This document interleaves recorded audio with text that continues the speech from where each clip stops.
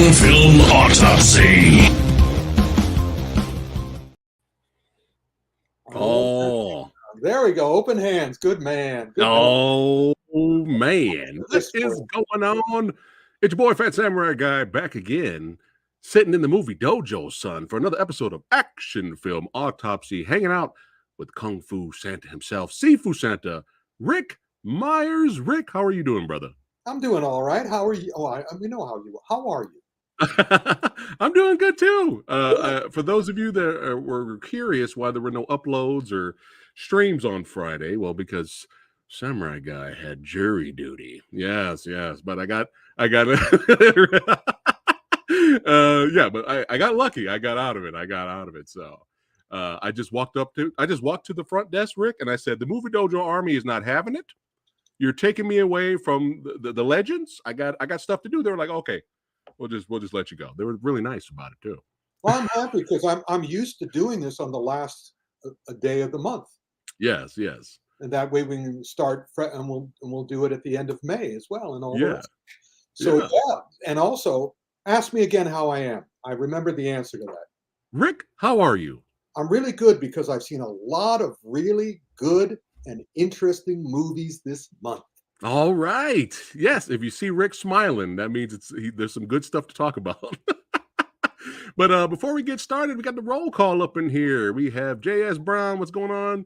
Then greetings, everyone. We have Lady Danish. There you go. Show the fucking blood, Rick Myers. I love it. Mitchell in the house. What's going on? The sex is sumo. The kings are in. Let the fun begin. Oh, yeah. Brian Sanchez saying hello to Rick. And everyone, oh yeah, and we have Kevin, that's right, Certified Badass channel member. Oh yeah, we're starting the ruckus. We got the Batman here and some more other legends. Yes, but we have a lot to talk about. And remember, hold on, you said Kung Fu Genius, Rick Myers. No, that's Alex Richter is the Kung Fu Genius. Yes. I'm the Kung Fu Santa. There you go. Shout out to the Kung Fu Genius, Alex Richter. All right, but yeah, we have a plethora to discuss and talk about here. Let's go ahead and have some fun. Jump right into it here. Up foist. Rick, Super Mario Brothers. Mm-hmm. I believe at this point, Rick, help me out and correct me. The Super Mario Brothers movie, this is the most highly successful. It grossed the most money for a video game film. Is that correct? I don't know if that's correct. I'm not going to put myself out there. I think so. I think it's correct. That's what I'm hearing. It's certainly one of the highest grossing animated movies of the year. The reason I'm wearing my Kung Fu Minions shirt is that this is, oh yes, there we go. There you go. Yeah. Those are my students. Those are my Minion students who I taught for the last movie, which was also produced by Illumination, as was Super Mario Brothers. And in fact, the person who got me involved in the Minions Rise of Group, producer Kelly Lake, was a producer on the Super Mario Brothers. All right. And it brings up a very important point, which is over the years, you know, you made a comment that is this the most successful video game movie? I'm almost certain that it is. And now you may ask yourself, why is that? Why is it that Super Mario Brothers is the most successful one? Have you ever asked us for years when we would go see Street Fighter, all the rest of them, and we'd see this Double Dragon, Mortal Kombat. It was terrible crap.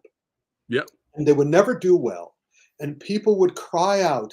I would be around people. I wouldn't cry out, but other people would cry out, why is it doing it so badly? Why can't they make a good video game movie? Yeah.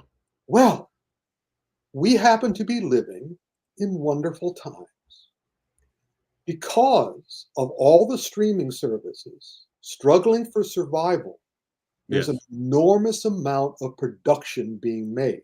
I think I should have checked this today, but I didn't. I wanted to know whether we are making more movies and television shows today than we have in the history of television and movies. I wouldn't be surprised. But I doubt it, but I also wouldn't be surprised if we were. But the point there is that, again, having worked out in Hollywood and all the rest of it, I know that basically it always breaks down to 60-40. 60% venal backstabbers, 40% geniuses. Right. And that is, and so the venal backstabbers will make crap because they're venal backstabbers. But Yeah. the geniuses make great movies because they're geniuses. And it's a 60-40 situation. I think that's even going to happen on this episode. You'll see that we'll be able to say, venal backstabber or a genius maker. Yeah. The reason why I was actually, when I was working out in Hollywood and we had this discussion, somebody said, I said, why did you make this terrible movie that's going to upset everyone who loves the product? In other words, let's say it's Mortal Kombat. Let's just say it's Mortal Kombat. Okay. Why did you make this terrible Mortal Kombat or Street Fighter movie when all the people who love Mortal Kombat and Street Fighter are going to hate this? Well, we want to make a movie that goes beyond the core audience. We want other people to be able to enjoy it. So we felt the need to make changes. And my reply, and I know I replied this at least twice before they stopped talking to me, which was, who do you think is going to show up opening weekend? Exactly. You think all those people you're trying to reach outside of the core audience is going to show up? No. The core audience, the fans of Mortal Kombat, the fans of Street Fighter, they're going to show up. They're going to see this piece of crap, and they're going to go home and tell all their friends, do not under any circumstances go see this piece of shit. And also, I realized again that, Hollywood is about ego. It's not about money. So these producers that just wanted to have power and crush people's dreams. But at the same time, they hated their audience because they hate themselves. These are self-loathing producers. They hate themselves, and they pass that on to the audience. That's another thing we had these discussions about. I was saying, who are you making this for? Well, we're making it for the audience. And my reply was always, name three people in your audience. Do you know anybody in your audience? Oh, no, but this is what the audience wants. And I'm going, no, this is what you want. And you project it onto an audience you don't even know. So now suddenly we have a bunch of people who knew this all along, but they're in a position of power now. They've come up through the industry. Kelly being one of them, the producer of this, and they said, all right, it's interesting when you look at another thing that you can read a lot of reviews on the internet about these movies, and there are haters and there are lovers. But that's the way it works in the internet now. That's the way social media works. I don't care about haters or lovers. If somebody says, oh, we'll get to the new Mandalorian. The new Mandalorian sucks. This is the worst season ever. I don't even listen to them anymore because they're haters. And there's only one thing haters love. There's only one thing haters love, and that's hating. They love to hate. So no matter whether it's good or bad, they're going to hate it, and they'll find a way to hate it. The critics did that too. When critics who worked for magazines and newspapers, and when magazines and newspapers started getting bought out by bigger corporations, the heads of these corporations had an axe to grind. So sometimes they instructed their critics, find a way to kill this movie, find a way to kill this television show. I don't like the guy who makes it. And so now we've got, everybody has a voice and they're all doing it. So I don't even listen to them. However, on the internet, people have said, if you love Super Mario and you have played it a lot, you'll love the movie. You'll recognize everything. You won't be able to count the number of Easter eggs. Okay. And other people put it down saying, oh, it's too much fan service. It's too much fan service. And it's kind of like my attitude about fan service is my attitude about being woke, that people who use being woke as an insult. Being woke is, as far as I'm concerned, not an insult. My attitude is, thank you. Yeah, I try to be nice to everybody. I'm Kung Fu Santa. And it's the same thing with, fan service. Again, who do you think is coming to these films? Exactly, yeah. The question is whether fan service itself good or bad, but how good or bad is your fan service? In the case of Super Mario Brothers, oh my God. Let me tell you something. I've heard complaints from people who don't play the game who said they couldn't follow the movie. I don't play the game. I can follow the movie. But more importantly, I felt love and respect in every frame, in every single shot of that movie. When that movie opened and they explained the accents by showing the commercial. Yeah. And it was like going, these guys are smart. I expected it, having worked with them. I knew these guys were smart. Yeah. Still, I mean, was it perfect? For me, no, it wasn't perfect. The thing that I wish they had done, and I understand why they didn't do it, because again, they're looking at the media, and also they're working with Nintendo. Nintendo had a lot of power on this movie. So what Nintendo said went. And the attitude seemed to be that this was for a younger audience. Right. Predominantly. Mm-hmm. So of course they're going to do the old cliche that Mario himself is not, he has to get stronger and stronger as the movie goes on. He doesn't start strong. However, they have that wonderful sequence at the beginning of the movie, still one of my favorites, where he has to run, they're going to their first major plumbing job. Okay. And try to make, because I thought they would start with them being successful plumbers, but no, they start with them being hapless plumbers. That's the other thing I wasn't wildly happy about, but I understood why they did that. But in order to get to their first job and their truck breaks down, Mario has to run across Brooklyn with Luigi coming behind him. And the way he goes through the actual, recognizable landscape of Brooklyn was delightful. It was so reminiscent of what he does in the video game. Okay. Very, very, very clever. And also he keeps, and just little things like he'll open up certain doors for Luigi, because Luigi's having a hard time keeping up. But Mario sets himself up beautifully. Then he has to struggle and struggle and struggle and get better and better. So as I'm watching, and again, it's not a long movie. So it's not like one of these Netflix movies that goes on for 2 hours and I get really tired. I'm going, come on, become Mario already. Would you become Mario finally? Right. Also, the way they kept touching on all the different aspects of all the different Mario games and all the musical cues and all the characters. And I mean, there are some sequences I defy anybody to count the number of Easter eggs. They're so But I can tell you how I felt. Okay. And a matter of fact, now just thinking back to how I felt when Mario becomes Mario. Right. In the second half of the movie. Okay. Chills. All right. Smile on my face. I'm going, I am loving this.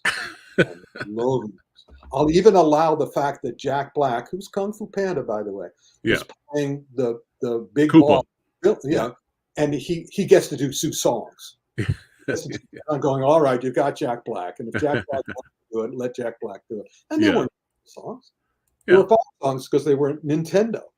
Right. Yeah, I loved it. The Easter eggs. You had a few issues too, Gail, but that's understandable. But even with my issues, I felt something. Don't see any television shows or movies. I want to go like, yeah.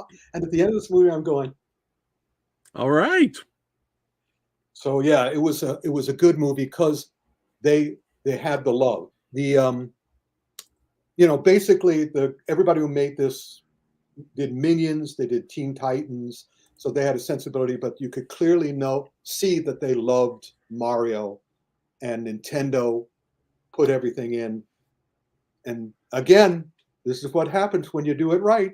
There you go. All right. $1. Nice. Really quick, Rick, before we go on to the next one. I remember a while back, I think you said you enjoyed Sonic. Yes. But I don't remember if you liked the second one. I don't remember because it's been a while. It wasn't as good as the first one, but it wasn't terrible. It was still watchable. But it's no Mario Brothers. Copy that. All right. This next piece, Samurai Guy is going to be reviewing this Wednesday, but I haven't seen it yet, but we can hear what Rick thought about it. Power Rangers reuniting once and always, I believe. Something like that. But I'll get around to watching it at some point so we can talk about it Wednesday. Well, here we go. All right, here we go. Super Mario Brothers is not alone. I think the four things we're reviewing all have that magic rule. It's Okay. all loving fan service. And as such, they are successful. The Power Rangers had an interesting situation. Everybody who works on Power Rangers was involved with this. I mean, this is let's see, yeah, the guy who directed it is a New Zealand director, and the Power Rangers moved over to New Zealand. Pretty much 100% of the production of all the Power Rangers shows now is done in New Zealand, which is awesome. And they have a great sensibility there. So this is an homage to the OGs, and they wanted to have all the OGs in the movie, but unfortunately several passed away. So this movie became a tribute to them. It's dedicated to them at the end of the film. And they have a little background. And what you see there is terrific. You see them aging. You can see them gaining weight. Yeah. But still a lot of love. And also the gentleman in the blue, I really don't, he really looked like he has Bell's palsy. His face doesn't move. And right. but whatever. They don't explain it. Okay. They all do a fine job, and they all do the best they can. Of course, the fighting. They also do something very clever with them, in that at one point in the movie, the leading characters can't be Power Rangers because that would alert their presence to the main villain, who's already shown himself to be very, very powerful and can destroy them.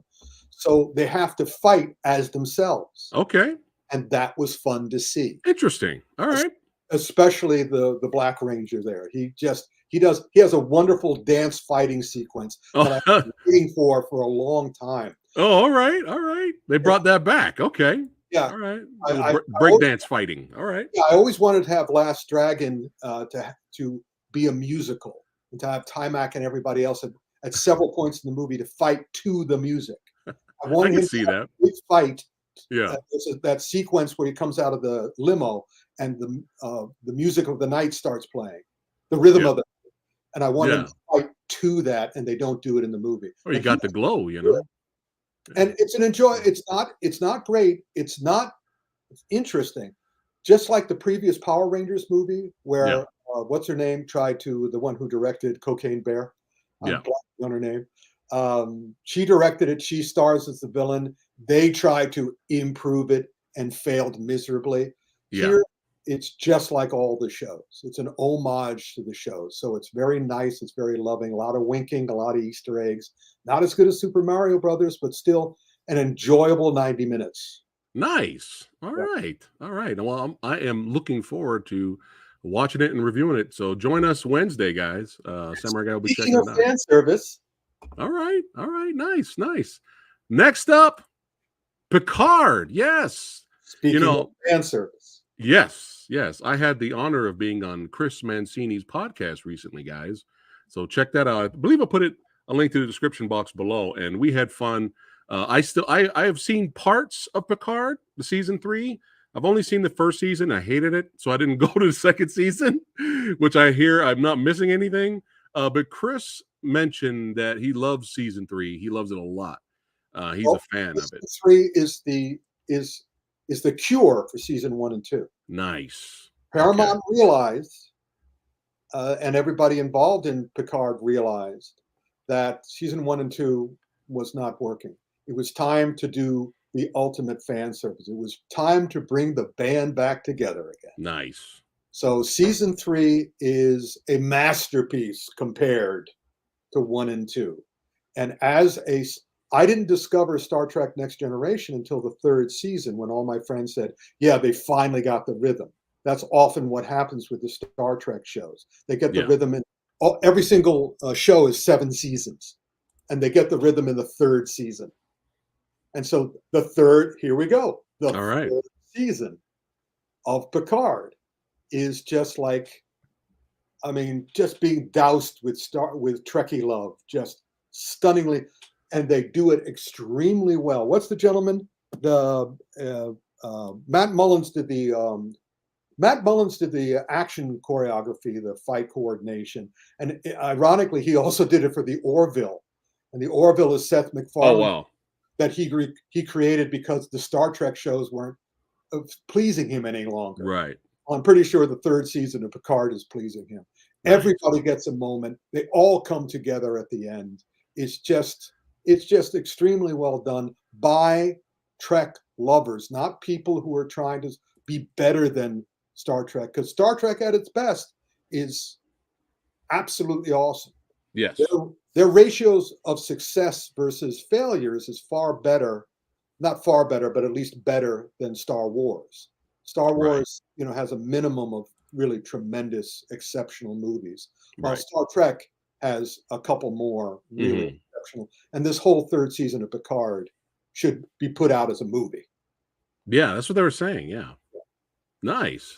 And I heard another thing Chris mentioned was, and you've seen it too. You can let me know what you think. Was that the fan service? It felt earned. It didn't feel like desperation fan service. Like member berries. Like, and it was like, oh wow, that's actually really good character development. Yeah, I wouldn't use the word earned. I would use the word deserved. It's deserved. All right. It's deserved, and it comes up. And by the way, it also has. I love the action in it. Why did I love the action in it? Because every single character who we have come to know over these many, many years fight in character. There is absolutely no mistaking number one's fighting ability versus the Worf's ability versus everybody else. Everybody fights in character. Nice. That's what everybody should always do all the time. All right. Copy that. Well, we're going to keep it sci-fi here. All right. Mandalorian season 3. Now that it's over, Rick, thoughts on the Mandalorian? Well, I love the Mandalorian. The Mandalorian, as I think we've said on a previous episode, is Baby Cart plus Man with No Name. Right. A spaghetti Western. And as such, and of course, this season, third season again, is completely written by Jon Favreau. And in Favreau and Filoni, I trust.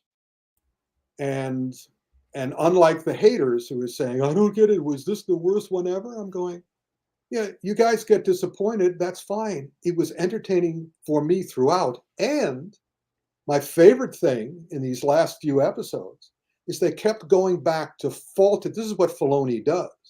He goes back to faulty things in the previous Star Wars iterations and corrects them, makes them better. Okay. So they took one of my least favorite fight scenes from one of the prequel. What's the fight scene with? What's the prequel that had Liam Neeson in it as episode 1? Yeah, that was episode 1. Is that the one he also gets killed in? Yes. Yeah. Yes. Episode 1, he has that fight with all those. I'm an old man with a long beard. The droids? No, not the droids. The walls that come down. The force fields. The force shields. Okay. That fight with the force shields, and in the Phantom Menace, the force fields didn't make any sense. They were just there as a gimmick. Right. Okay.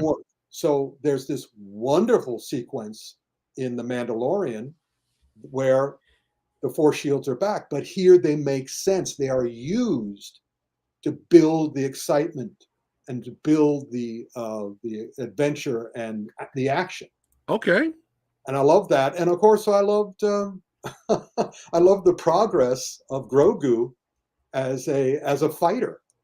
He's in the robot, and he uses that until he can't use that anymore, and then he starts using. And also, I love the fact that the Mandalorian is martial arts. Grogu is kung fu. You'll notice in the final fight when Grogu gets involved, he isn't offensive. He takes things away. He doesn't attack. He avoids. Okay. And as such, so I'm like going, yay! And the ending is really cool and very, I really enjoyed. And I like and again, they explain all the stuff that didn't work in the prequels and in the latest sequel. I mean, I like The Last Jedi. Actually, the last movie of the last sequel, which was just The Rise of Skywalker, was just crap. But here they explain more things that sucked in that. Okay. And so Interesting.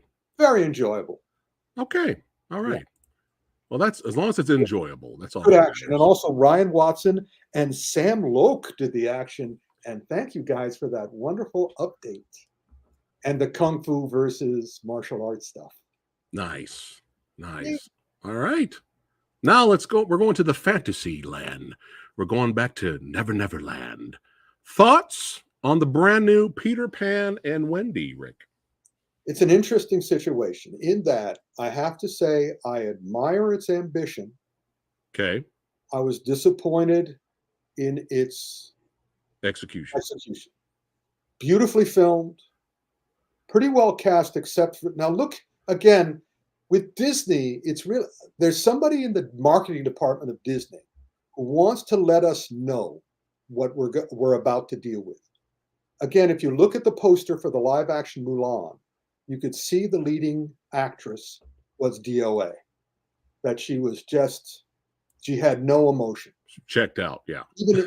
Even in posters, a good actor can communicate emotion to you. Yeah. Now, look at this poster. Tell me who the weak link is. Pan. Yeah. He's a young actor, more power to him, but absolutely no comparison with anybody else on screen. And also the action in the movie. David Lowery, who was the writer-director of this, who had also done, he had done The Green Knight and the remake of Pete's Dragon, which were better than this. And here again, it reminds me something of I can't really say, it's similar to Thor, Love and Thunder in that you could tell that it was a couple of movies being wedged together, but they never quite nailed the landing on any of the movies. Because it could have been called Peter Pan and Wendy. It also could have been called Peter Pan and Captain Hook. And they both have relationships. And they never quite, and they introduce a lot of very interesting ideas, but they never nailed the landing on any of them. They're all interesting. They're interesting ideas, but they don't. Actually, she got closest at the very end of the movie, because throughout the movie they were saying you don't understand. You have to learn to understand her. And at the end, and so actually they also could have done another movie called Wendy and Tinkerbell, because they have a relationship that pays off pretty well. Right. Yeah. So it's a very interesting movie. Mm-hmm. It's just a disappointing movie too. You can see it could have worked. It wasn't as bad as Artemis Fowl, Lord knows, but right. It wasn't as good as any other Peter Pan that Disney Gotcha. had.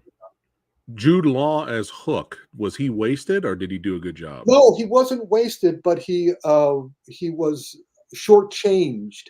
Because again, the relationship with Wendy was shortchanged. The relationship with Tinkerbell was shortchanged. The relationship with Hook was shortchanged. And also the relationship that Hook had with the alligator, the ticking alligator, was shortchanged. The first sequence with the ticking alligator I loved. I thought it was great. And then doesn't pay off. And the sword fighting is very rude. They have a sequence on the boat, the climactic sequence on the floating ship, on Hook's floating ship, where all the Neverland kids come in and all the Indian kids come in, and they handle that very well too. But they have these wonderful Native American fighters and Asian fighters. And it could have been a magnificent sequence to show you how kids can with the right training and understanding, defeat pirates very effectively. But everything was shortchanged. Everything, all the edges were blunted. It was childproof. This movie was childproofed. Right. You know, and it's kind of like Lowery wanted to do an adult movie, and Disney was going, no, don't do that. Don't do that. This is for kids. So it's not quite one or the other. It's good, It just could have been great if they had let Lowry make what he apparently wanted to make. Gotcha. I still think Spielberg's Hook is underrated. I think that's an underrated movie. I enjoy that movie, but I think it's underrated. Well, the question is, when did you see it? Did you see it when it premiered, or did you see it when it came out in theater?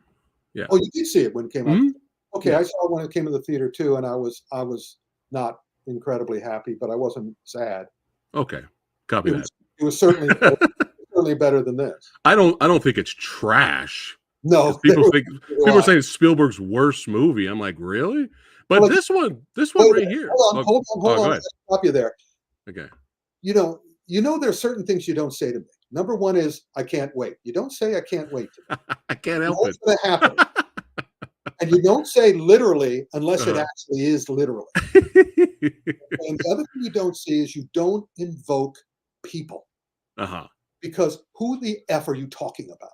You're saying people. Yeah. Who are these people? Do you know any of their names? I've seen a lot of reviews. I've seen a lot of comments. But I just said at the beginning of the show, everybody's seen a lot of reviews. Right. And they're equal now. There's haters, there's lovers. And so the haters said that it's his worst movie. And the fact that anyone would say it's Spielberg's worst movie means they're haters.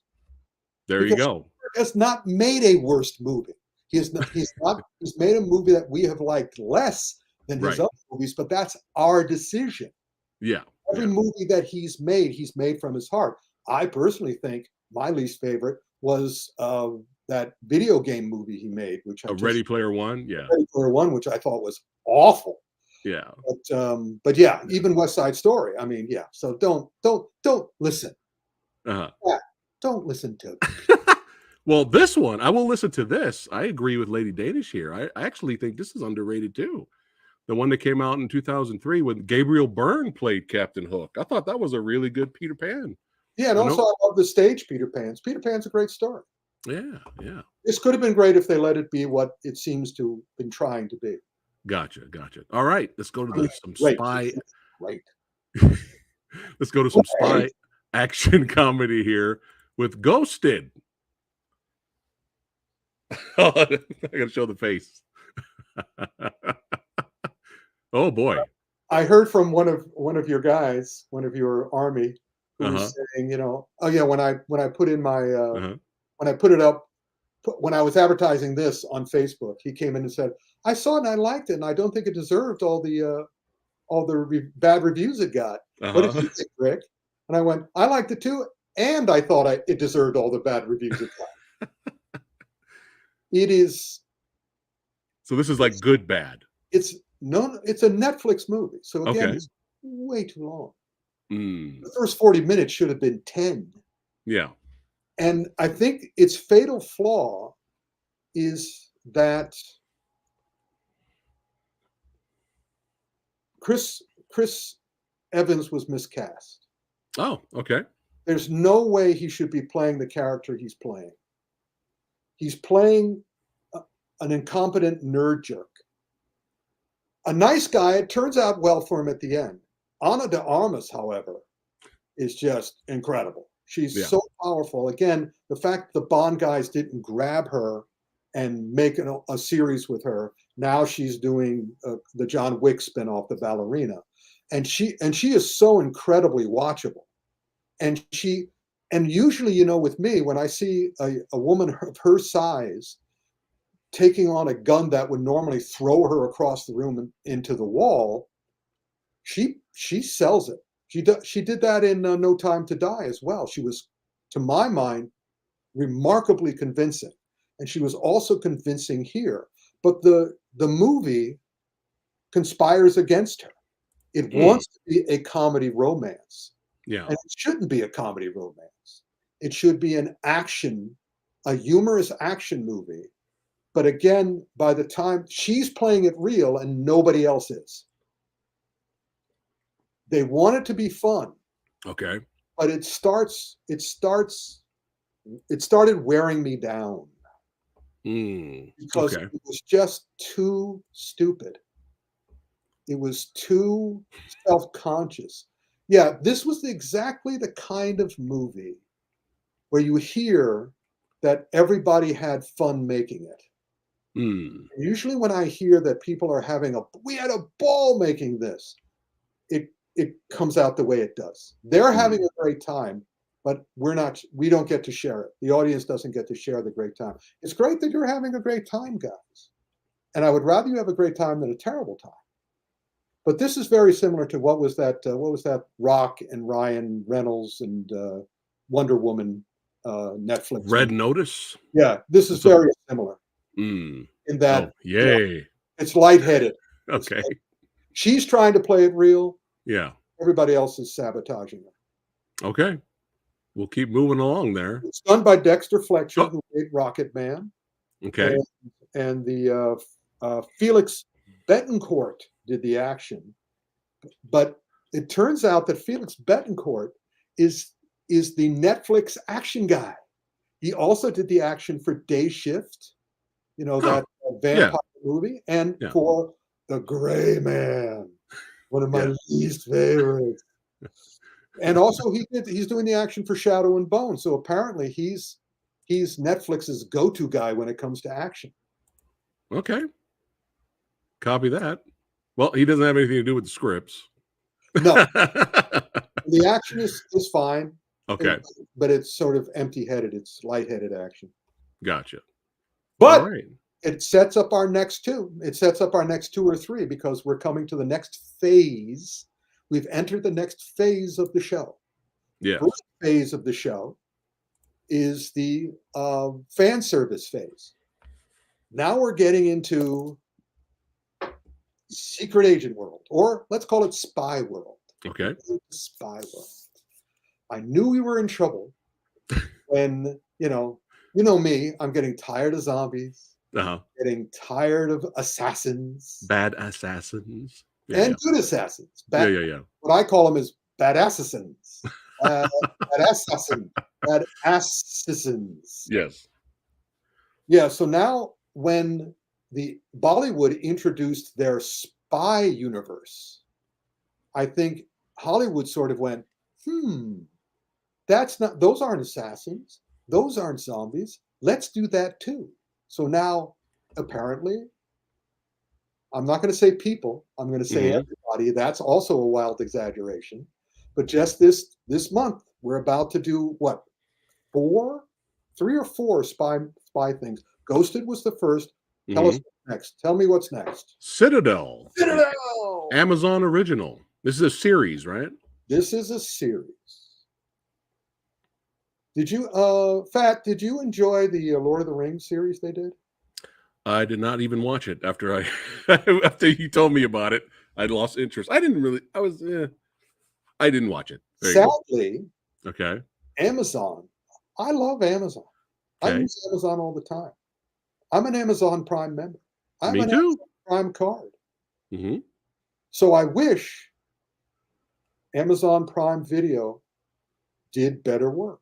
I wish Amazon Prime Video lived up to Amazon Prime. Because now with Citadel,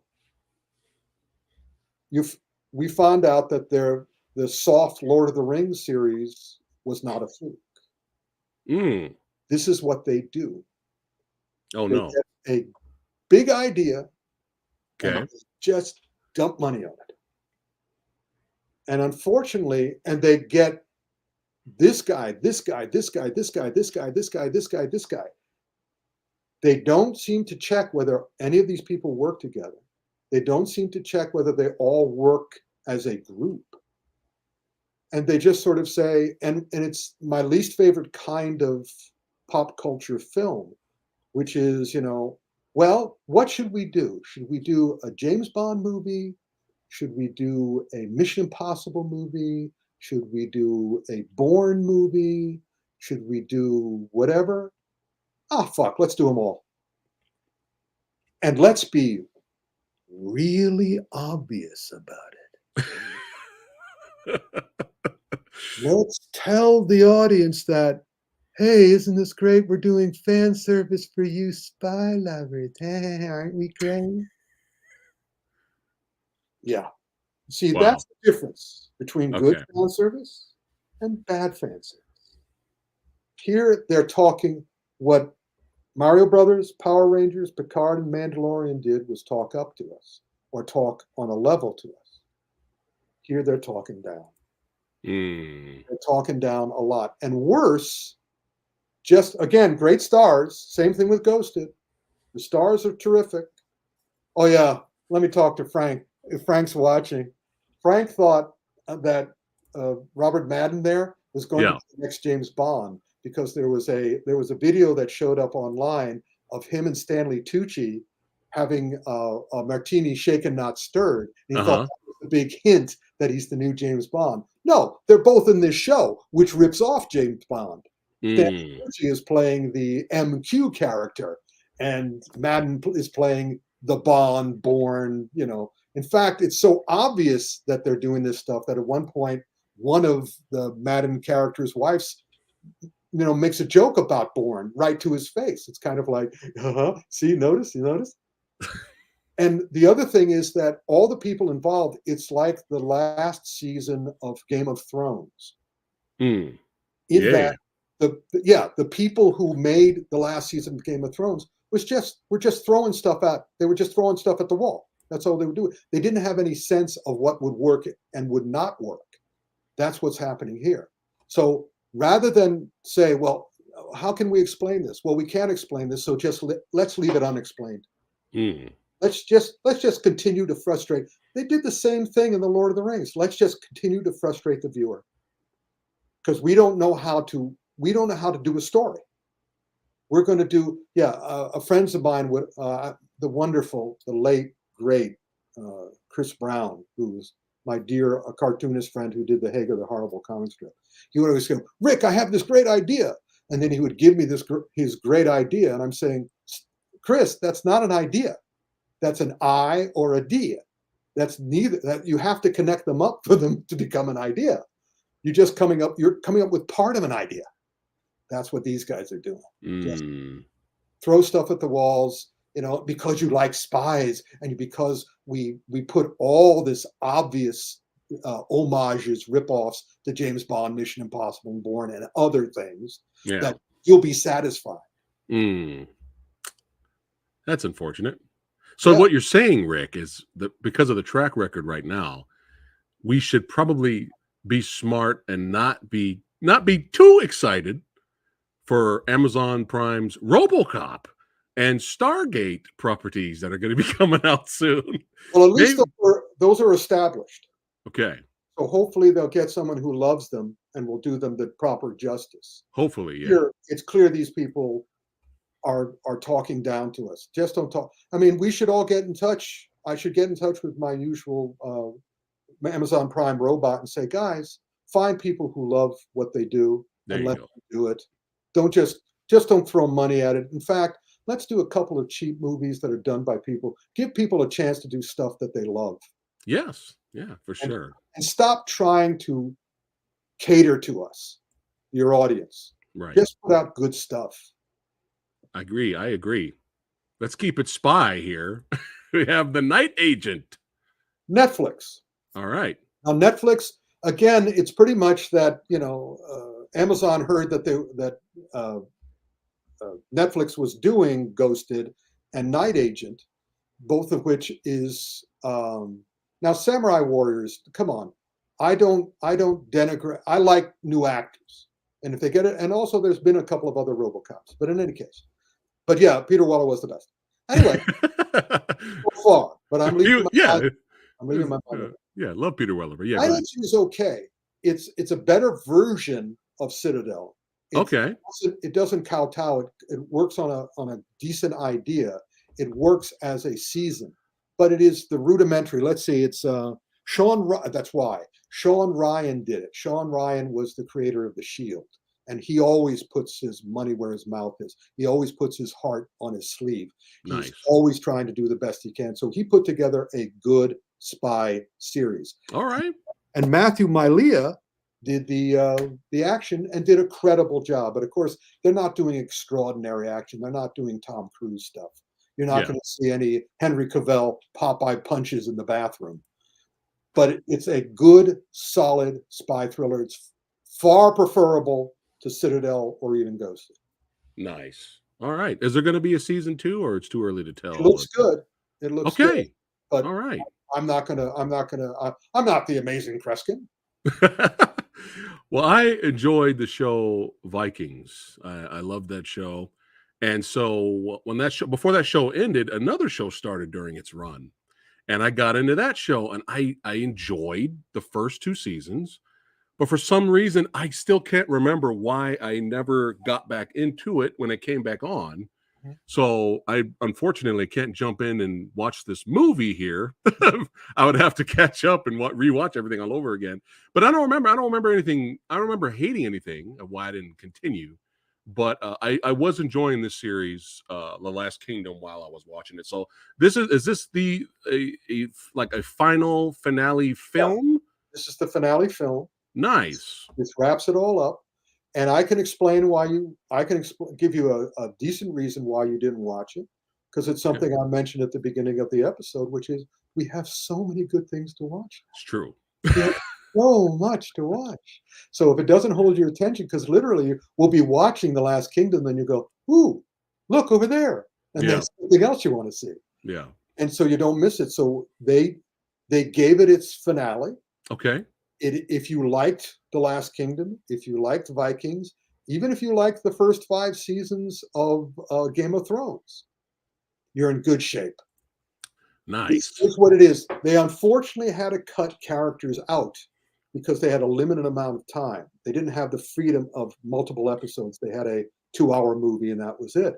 So there were some characters that I missed, but they concentrated very well on the main guy, and it's the kind of, the sword play is far better than Peter Pan and Wendy.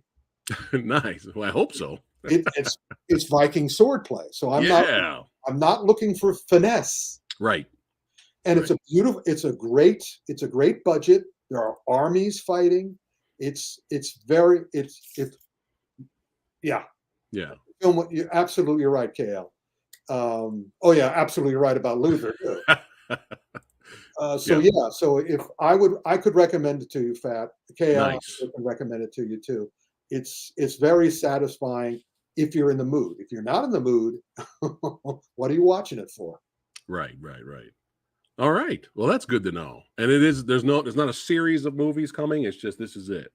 Unless this does spectacularly well, which and it's Netflix and there's hard to tell, I doubt it. And also it finishes the story. It's a good ending. Nice. So don't ruin it. All right. Copy that. I'll have to definitely check it out. Do ruin it. Do whatever you want. I don't care. I'm not the boss of you. All right. Next up, we have Marco Zaror's Fist of the Condor, a Haya original. Rick, thoughts on Marco trying to take something similar but make it feel different in his own way?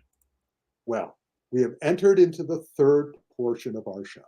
Okay. We've had fan service. We've had the spy universe. And now we have the martial artists of the world attempting to find a way to survive when an entire country that created Kung Fu doesn't want them to do Kung Fu movies. So everybody has to adapt. I might add, by the way, that I just found out today on Netflix that there's a new movie by the guy who did Lost Bullet 1 and 2. What? It's called AKA. Oh. It just showed up. Woo! And he's playing a new character. Okay. And that's the French style. Okay. Now we get on to Fist of Condor, which is Marco. Chile. Ecuador, I think. Yeah. And of course, I met Marco years ago. Marco was a guest at the Kung Fu Extravaganza for his first 2 films. And we had a wonderful, so I'm always on his side. But at the same time, I know Marco as personally. Okay. It's kind of like in all of his movies, this is Marco in person. I'm going to do my impersonation of Marco in person. Hey, Okay. how you doing? Great to see you. You're great. Oh, yeah, I love this. I love that. Oh, yeah. Oh, this is terrific drink. Oh, this is terrific food. This is Marco in his movies. His, There you go. yeah, there you go. Yeah. He's playing, when he gets on screen, he becomes that. Right. And it's like, and I've told him in the first two, I haven't talked to him since seeing Fist of Condor, but it's the same thing. He's just, he's not a zombie. Uh-huh. What's the phrase for him? I mean, in other words, he's Stoic. stoic. Yeah. He's a rock, not the rock. He's a rock. Yeah. And it's like going, I really think this would be better. Everything would be better if it had some of your personality in it. So, you know, your sense of humor, your wit, but as you can vouch, this is a very serious movie. Yeah. I mean, could you call this movie fun? Well, I had fun with it, but I like different. I like Yeah. I'm different, but yeah. It is a badass movie. There's no question. This is a very badass movie. And as such, if you like supreme badassery supreme, Yes. you will do just fine. And Marco's the real deal. So he's always worth seeing. And again, 90 minutes. And look, you can see just by these pictures, very well made, filmed on location. He's working with his longtime collaborator, the guy who directed most of his stuff. Yes. And they are simpatico. Yeah. Ernesto, yeah. But Ernesto has a great personality too. So I'm going, you know, if Marco is our guest at the extravaganza this year, hopefully, yeah, I'm going to and hopefully Ernesto will come with him.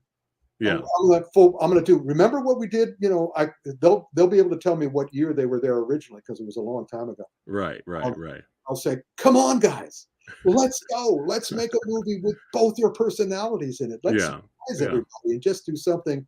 You could become the next not Jackie Chan. We're about to do Jackie Chan, but you could do what Jackie Chan did, which is listen to Bruce Lee. Listen to Bruce Lee, Marco. Learn everything you can from everyone you can, then make it your own. And you have made it your own, but that's not you, Marco. That's not you. Make it your own. Make it you. Yeah. Then I'll be going, yeah, baby. Believe me, there's nothing more frightening than what's more. Let me put it this way: what's more frightening. Put one of those pictures of Marco back up. There's one thing that's more frightening than Marco looking at you like that. Yeah. That's Marco looking at you like that and smiling. It might be time to run. Time to go, man. Fucking exactly. That's right. Yeah. But yeah, well worth seeing. And of course, also on Haya right now, speaking of fun, the Mystic Nine and Legend of the Demon Cat. How were these two? They're insane. Oh, fun. But what's amazing about them is that one is the Mystic Nine is another one of those direct to streaming things that was very expensive, like 80 minutes long and crazed. And Legend of the Demon Cat is done by Chen Kage. A Chen Kage film. He's made some of the most cerebral martial art wushu movies, and Legend of the Demon Cat puts on. And all my friends who were involved with the adventure of fighting the Chinese Film Bureau to make more kung fu movies is going, I thought they didn't let you do demon cats anymore. Because the Chinese Film Bureau said you can't do anything supernatural anymore. Oh my goodness! And I found out that this was made a couple of years ago. Okay. So definitely, guys, this may be your last chance to see a Chinese supernatural movie with an actual demon cat in it. So take a look at this thing. And again, beautifully made. Chen Kage is a film artist.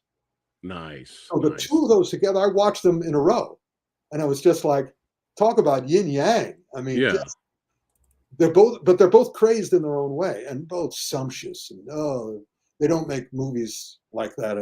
No, well, China makes it like that. Right. Well, they sound like fun. Oh, they're very fun, especially you see them one after the other. Well, speaking of fun, how was Right On, Rick?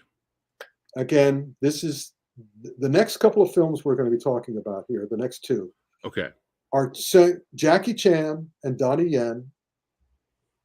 They are both trying to find out how they can survive in a country that doesn't want kung fu films. It's frustrating. It is, but these guys are the foundation. Yes, right. Yeah. It's Jackie Chan, Sammo Hung, Donnie Yen, Jet Li. And those guys have all found their own way to do their thing. I found it fascinating that when Michelle Yeoh, after winning her Oscar, went back to Hong Kong and had a huge dinner with Donnie Yen in attendance, Yuen Woo-ping in attendance, Anthony Wong in attendance, Chow Yun-fat in attendance. Wow. Guess who was missing? Jackie. Wow. Because Jackie's not welcome in Hong Kong anymore. But Jackie is finding his way. And of course, on the last episode, we talked about that wonderful fan service short subject. Oh, yeah, that was great. With Jackie in it. And that's how Jackie is finding his balance. He is letting his fans come pay homage to him. And Ride On is written and directed by Larry Yang, who's a huge Jackie Chan fan. And he sent a script to Jackie, unbidden, and Jackie said, "No, I don't want to do this, but if you do this and this and this and this, then I'll do it." And so Larry, he gave Larry, I think, like 2 months to do it, and Larry did it in like 10 days. He just was so excited. And then Jackie said, "Yeah, I'll do it." And it reminds me, the last time I seriously had, really deep conversations with Jackie was back in 2001 when I was in Hong Kong and working on what became the Medallion. I was very happy to get out of that before that crashed and burned. But one of the things we talked about very seriously is during that era, I also got to see the movies that he was putting out. And I think it was New Police Story or whatever. I think it was one of the police stories. Okay. And Jackie took every opportunity. Jackie wanted to be seen by his fandom, by his audience, as a great actor. He wanted to prove he was a great actor. So in this movie, he cried every possible chance he got. Because he assumed that if you cry, that means you're a good actor. If you can cry on cue, well, Jackie was crying in that movie at the drop of a snot, at the drop of a hat. He cried every chance he got in that movie. If you go back and watch, he's like, and I sent him a link. The Clint Eastwood boxing movie with again, I'm blanking. I'm an old man. It's okay. It's the one, the Oscar winner. She won the Oscar for the second year in a row because she was in it. Clint Eastwood played her boxing manager. Right. Yeah, I know what you're talking about. Yeah. Do you remember what it's called? I'm getting old too. Oh, there we go. Guys, there you go. Thank you, Chad. Yeah, I knew it just before I got here, and I should have written it down here, but I didn't write it down. But in any case, I sent him a copy of Million Dollar Baby. There you go. Thank you, guys. I was going to say Millionaire's Express. It's a $1 Million Baby. That's right. Thank you, guys. I sent him a link to $1 Million Baby, and I said, "Watch Clint Eastwood. That's how you cry in a movie." Right. Because if you remember that movie, he almost cries. It's not until the very end where he just lets go, and that's when I let go. It was just awesome. So what happens here is Jackie always has his heart on his sleeve, always. Yeah. Now, in fact, he has all his internal organs on his sleeve. He has his pancreas, he has his spleen, he has his gallbladder. Yeah. He just lets it all out. So Ride On is an homage to his past, but also an homage to the kind of movie he wants to make, which Nice. is heart on his sleeve, family drama. Okay. And as such, it works well. I'm always happy when I see Jackie in his movies acting his age, Yeah. letting the gray in his hair. My feeling is let it go.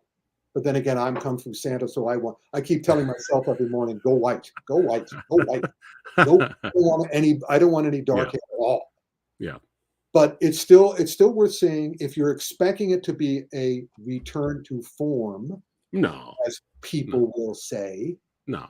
No, it's going to be Jackie finding a happy balance between his masters in China and his fans who he has built up over since 1975 or 6. Yeah. And as such, this is a good compromise. All It right. is sweet, and I'm going, keep up, Yay. buddy, keep improving. Nice. I am looking forward to seeing it, Rick. And for everybody watching, here's a little fun little throwback photo with Rick and Jackie. Oh shit! Look at that. Look at those legends. The first time I met him in That 1978. Amazing. Yeah. Wow. And I'm loving the shirt, by the way, Rick. well, that both the shirt and the pants were made in Hong Kong the night before. I went to a one of those famous tailors they had in Hong Kong at that time, and they would do it. They advertised doing it in 24 hours. Yeah. And so I went. Wow. I just said boom. And of course, the reason I had all robots is that I got the cheapest material. And the Dayglow pants. The Dayglow pants. Yeah. This is still my favorite picture though, Rick. Boom. Oh, yeah. That was on the set of Miracle, or and can you recognize all the stuntmen? Oh yeah, I see him. Yeah. Oh yeah. Ken Lo and Mars is in there somewhere. Yeah. And again, Chin Carlock there. He's somewhere. I thought I well, seen it could be. Yeah. And Nice. they were all much younger then, and also and they loved it when I told them. I said, because I had a couple of other pictures with the stuntmen by themselves, and then when that picture was going to be taken, I said, everybody hit me. Yeah. I deserve it. And also, I tell you the story when I first met Jackie. The reason he was so nice to me and had his arm around my shoulder, which I was told later was very rare. Oh, really? Especially for Guaylo. And the reason my sleeves are rolled up is that it was 90 degrees outside with 90% humidity. So I had a sweatshirt on under those clothing. I came into his office and he was having an argument with his producer. And he took a look at me, and it was just perfect timing. I don't know why. And he said, "You come here," because they were having an argument about who should direct Jackie in America. And suddenly an American shows up in the doorway. Right. And so, well, thank you, KL. By the way, they're doing a documentary on me now, and they asked me to write my memoir, which is tentatively titled "Learning to Live." But in any case, when that happens, I'll let you guys all know. And for sure. I'll send you free copies, but whatever. So I get to the office. He points at me and goes, "Come here." And he puts his arm around my shoulder again, points at his producer and says, "Who should direct me in America?" And without pausing, I just told him the truth. Because again, after all, he didn't know this yet, but I'm the anvil. I said, you're the only one who should be directing you. And he turns to his producer friend and goes, "See?" And from then on, we were friends. That's awesome. Awesome. Yeah. All right. Anyway. Well, we got to check out Right On, guys. So keep an eye out from that from Well Go. But now. Well Go will have it very soon. And speaking of Well Go, Sakura. Yeah. All right. Now, this is Donnie. You see what Donnie has been doing. If you've seen Rogue One, if you've seen Mulan, if you've seen John Wick 4, there was a period of time where Donnie was persona non grata on American film sets because he behaved in a egocentric way. But now he is finding his balance and his peace. He is doing what Jet Li did. He's finding his balance. He's doing his kung fu. And Donnie is willing to stop doing copies of Bruce. Donnie seems to be willing to find out who Donnie is. All right. And this is how he's doing it. Although he's still copying, of course, in Rogue One and in John Wick, he was doing Zatoichi. And Zatoichi, the Blind Swordsman, is a huge influence for Hong Kong cinema. And here he's doing his wuxia. He started by doing his wuxia specifically with Dragon Tiger Gate, where it was a comic adaptation. Mm-hmm. It's not manga, it's manhwa. This was his manhwa movie. So this is his wuxia movie. Dragon Tiger Gate was manhwa. This is wuxia. Wuxia is the floating swordsman. Right. But this also has somebody behind the scenes who should not and cannot, for me in any case, be ignored, and that's Kenji Tanigaki. Yes. This is the partnership of Kenji and Donnie as fight coordinators. Oh man. Fight designers. Yeah. And as such, but then if you're expecting Donnie of the past or Kenji of the past, you may be a little disappointed. Don't expect that. Okay. This is wuxia. Right. It's based on Demigods and Semi-Devils by Jin Yong, where there have been, I would say, dozens, at least a half a dozen adaptations of that convoluted wuxia novel by Jin Yong. This is their shot at it. Okay. If you do the research, especially if you go and look on the various channels to find other wuxia movies based on Demigods and Semi-Devils, yeah, you'll be ready. And as such, you can appreciate it the way it should be appreciated, and then make an educated judgment. Okay. Oh, hold on one second, Rick. I missed this earlier. Thank you, Nate Dogs. Shout out to Nate Dogs for the super chat. That's right. Fucking Ruckus has been starting. Yes. But thank you so much, brother. Appreciate it. Okay, go ahead, Rick. Well, no, I'm good with Sakra. I'm saying everybody should see it, make their own decisions. Do not go into it expecting something. Go into it with your mind open. What do I say in my Kung Fu lessons? Open hand, open heart, open mind. Well, from that trailer, some of that sword play was looked really good. Put the poster up. You notice his hands? Uh-huh. Yep. Do you see fists? Nope. Open hand. Go. Oh man, awesome. Really quick before we end it with the last one, we had some questions here for you, Rick, about people are asking in the chat, is Jet Li retired? Essentially. Okay. Well, listen, you saw him in Mulan, the live action Mulan. After that, why do anything? I mean, basically, he just did that for the American money that he could put into his charity. He's far more interested in doing charitable work. And again, if you see him at these premieres, if you see him, he was just at a premiere. Again, all these rumors that people would say that he's sick, he's fine. He's a kung fu master. Yeah. I am willing. Jet Li is one of the few people I will say in private and in public to his face, master. He will say, no, I'm not a master. I'm a student. I'm saying, I understand that, but you're a master for me. Because Jet Li has always said things that I take with me and becomes my rule of thumb. I mean, he told me not many decades ago, but several decades ago, he said to me, Kung Fu students' only opponent is themselves. And everything he's ever said to me, I just go, yeah, no arguing with you, man. You are the master. Yep. Yes, he is. All right. Well, it was good to hear that he's doing well. He's doing great. He's a legend. All right, the last one here. You have not seen this one yet, Rick. And I will not go into detail. This will be really brief because our spoiler review with me and Lady Phat is coming up very soon. So I'm not going to get into too much here, but I'll be brief. Let me interrupt. Go ahead. I have seen it. Oh, yeah, I've seen it. Okay, well, never mind. I will keep my mouth shut. Hear what you think, because I'll tell you. Actually, I have a question. Yes.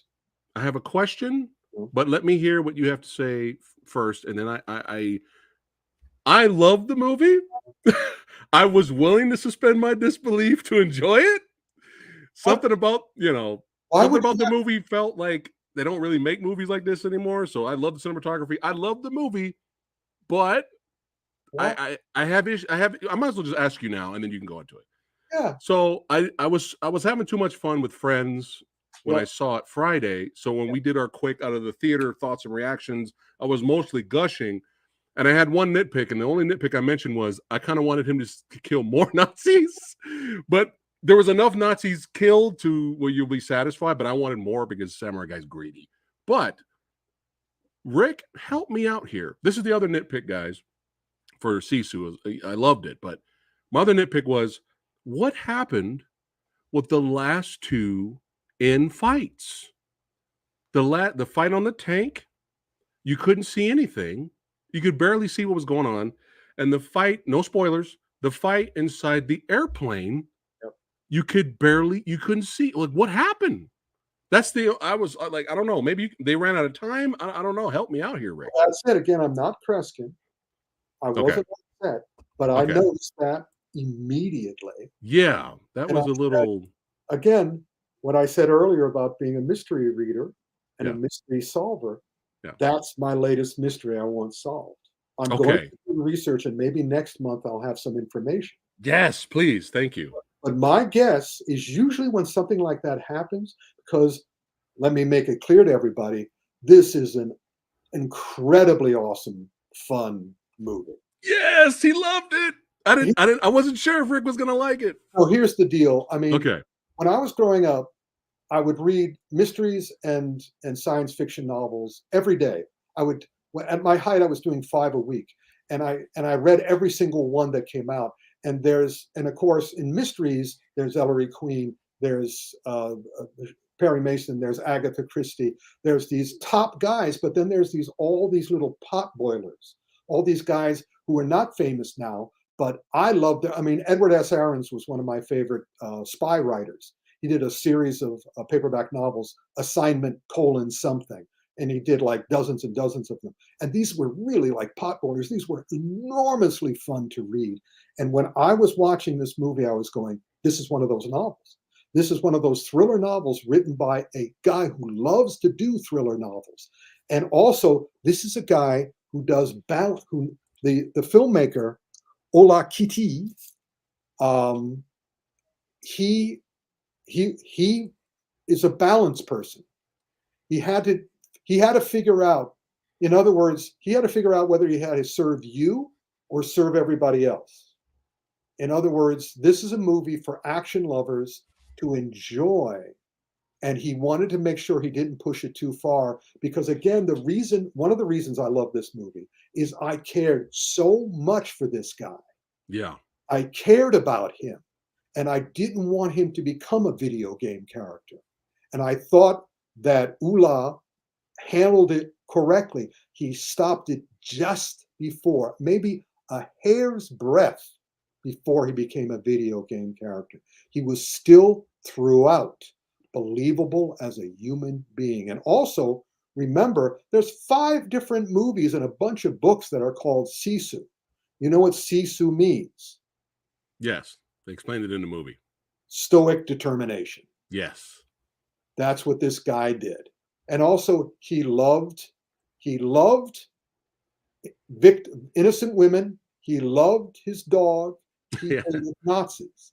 And his horse. Yes, Yeah. that's right. We live in a world where there's a lot of conflict. So it's nice to go see a movie where the heroes are clear and the villains are clear. Mm. And for the most part, unless you are a Nazi, you're very happy to see Nazis slaughtered. And going back to Farm Film Report on SCTV, they got killed real good. They got blowed up real good. And man, I felt it. It just was like, I'm looking forward to seeing it another time. And I'm also looking forward to seeing, my guess is usually when a movie made by responsible people falls at the end. Yeah. Because of money, it's because of time. Okay. That's what I'm thinking. And also, and the director, because the rest of the movie was so good, And it was so satisfying that even those last two things, we would love to have seen it. Right. And hopefully someday, if they get more money, they'll light it up in the lab or something. Yeah. But maybe he just sort of said, we just don't have the time to choreograph these as well as the previous stuff. So that's what I'm thinking. It's going to have to do it in America. Yeah. But it didn't ruin the movie for me. It didn't ruin the movie for me? Yes. Well, I'm so happy. That makes me happy that Rick, because sometimes I don't know with Rick. Sometimes it's like, oh man, Rick didn't like that one. Okay, we'll move on. Nothing I like about it. Well, because as I said, it's not just badassery. This isn't just badassery. Right. I cared for this guy. And right, at no time in this movie was he trying to prove that he was a badass. Right. He was just like, yeah. I do not want you people to make me do this, but if you make me do this, I will put a fucking knife through your fucking head. That's right. So that's the difference. Oftentimes, the way we split up is when you've seen a movie where everybody's being a badass. Yeah. And it's like going, that bores me. Yeah. But it's still fun sometimes. Well, really quick, Rick, we got one. We got a question here. Thank you, Kevin, for the super chat. He says, Rick, quick question. What's your thoughts on the new MonsterVerse film, Godzilla X Kong, the new Empire? Also, I want that shirt from the Jackie Pick. Well, of course, I want that shirt from the Jackie Pick, too. I don't have it any longer. I think it melted off my body. I stayed in Hong Kong for like 3 months, months after that, and it was 90 degrees and 90% humidity plus every day. Yeah. Well, in any case, well, again, I will reiterate what I said earlier, which is I'm not Kreskin. Okay. So I call that a science fiction question. You're asking me to predict the future. I've seen Kong and Godzilla movies that I've liked. I have seen Kong and Godzilla movies that I have not liked. So it's not a sure thing. And I don't know who's making it. I've been seeing the Shin stuff lately. Shin, Ultraman, Diamond Raider, in Godzilla. And I appreciate those for the thought that goes into them. Right. Well, I am hoping, I always hope, it's not the despair I can handle. I mean, it's the hope. So I'm hoping it's good. And if it's good, I'll be happy. And if it's not good, I won't. There you go. There we go. So yeah, hopefully it is good. And before we do the quick roundabout for you badasses just showing up, really quick, Rick, when you said about Marco earlier reminded me of a few things. How you want to see him smile more and emote more. Check out movies Mirage Man, which is kind of a comedy. Yep, we showed clips from that. And Mandrill, he's a spy in that. Yep. But I remembered when you said smile, run away. Well, he smiled a lot in Undisputed 3 when he went up against Scott Adkins in that. And he got voted for best villain for that movie. So there you go, Rick. So hopefully we get some more smiling. Let's do some more of that, buddy. Yeah. Some more of him talking about his chocolate. I love Undisputed 3.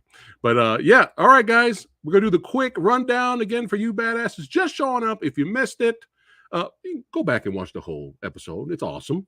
But if you can't, we're going to do the quick roll call. Rick's going to be doing his thumbs, the master thumb work. Here we go. Super Mario Brothers. Go for it. Okay. All right. Next up, we got Power Rangers Once and Always. Okay. All right.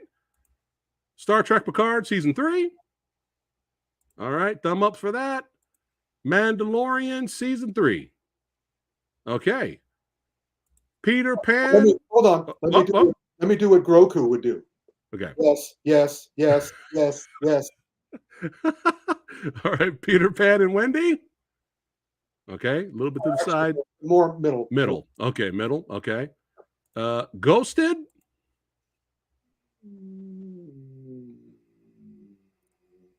There you go. Citadel.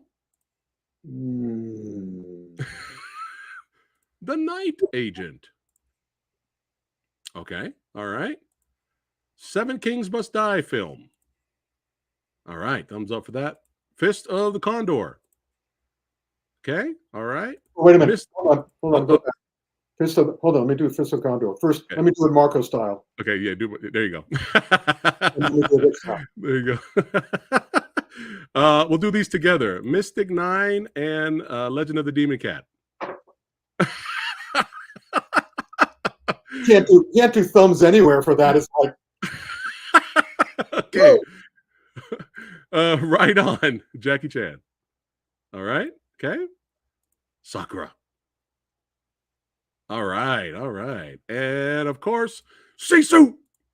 boom. Yeah. Love it. Love it. I love it. Put a knife through my head. Hold on. No, don't do that. Hey guys, this was Blast. Thanks again for joining us, Rick. Always an honor to have you here. Oh, wait, before we end it here, hey, y'all know about the books. Y'all know about the books. That's right. Check the link in the description box below to go check out Rick's books. That's right. Buy them, read them, love them. That's right. So you know what you need to do. Get the book! Get the book! Get the book! We're gonna have a new one about Superman soon. Oh, cool. We have to update it. Voices from Krypton.